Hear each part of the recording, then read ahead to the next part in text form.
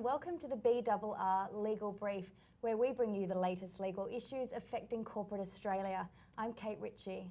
Well, we saw another landmark legal ruling this week with the federal court finding for the first time a ratings agency, Standard & Poor's, liable for the losses suffered by a number of councils during the GFC.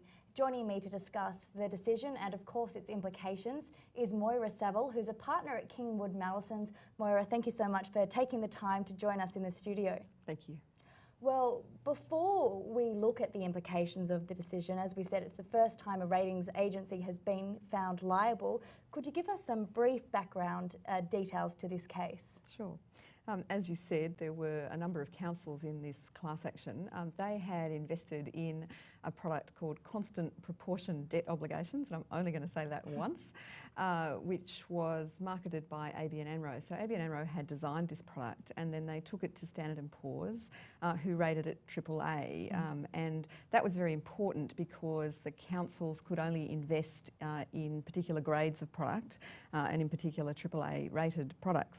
The ABN AMRO sold the product to local government financial services, which acted as an investment advisor to these councils, and then they on-sold the product to the councils. Now that was all fine until the GFC happened, and then the value of these products, they all went into default, and at the end of the day the councils all lost all but about 10% of their capital. Wow. Well, it's a very long decision. Perhaps if we focus on the ratings agency section, what were some of the factors that the court considered? You're right, it is a very long judgment. It's about 1,500 pages long, so you can't possibly do it just as in a short space of time. But in relation to Standard & Poor's, there were two key things that the court had to consider. Whether the rating was misleading and deceptive, and whether or not Standard & Poor's owed a duty of care to the councils as the ultimate purchasers of the product.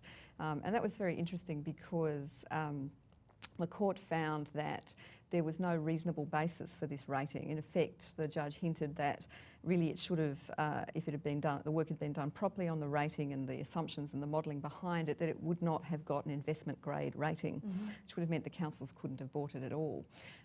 The other very interesting thing was that the judge found a duty of care.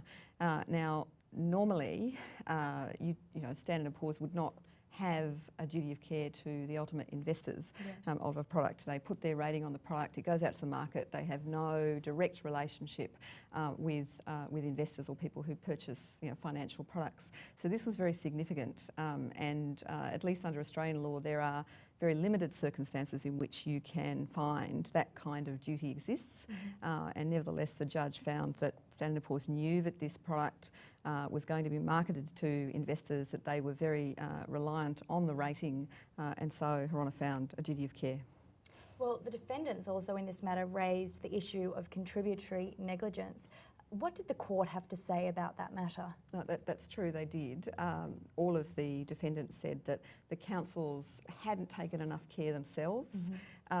Look, the councils have very large sums of money under management. They have their own investment advisors, and they said that the council hadn't done enough to educate themselves about the risks of these products, and in fact they'd been careless because, you know, they hadn't even read some of the materials that had been provided to them about the products.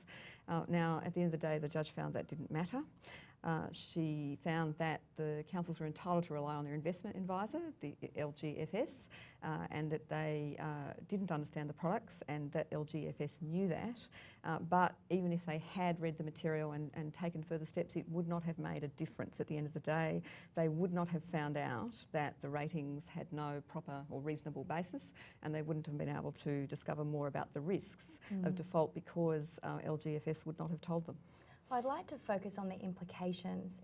You mentioned that there was no direct relationship between the ratings agency and the councils. It's quite interesting. What do you see as the implications of this, and do you think we're likely to see similar actions brought after this one?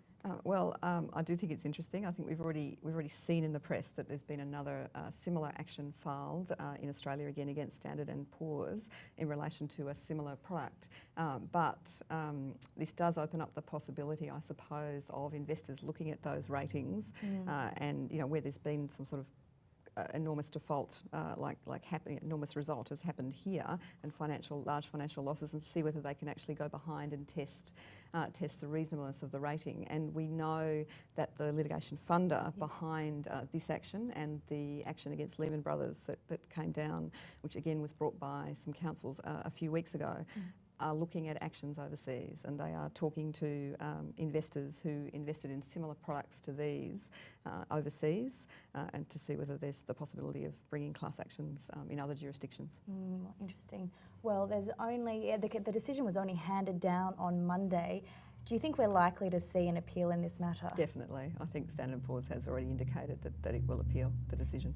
Well, it's definitely a matter that everyone will be keeping a close eye on.